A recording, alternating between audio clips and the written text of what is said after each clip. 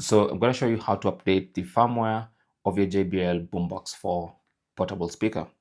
So what you need to do is go to the JBL Portable app, of course, on the phone that's already paired to the speaker, and launch the app and then go to your JBL Boombox 4. Now, most of the time, if you have a pending update, you're going to be notified at the top of the app.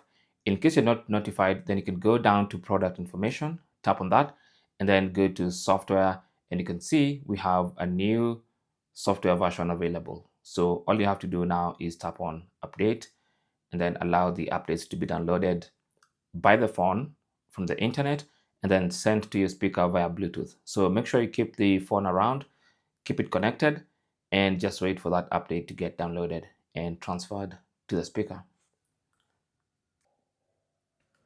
Once it's done, it's now transferring the update to the speaker.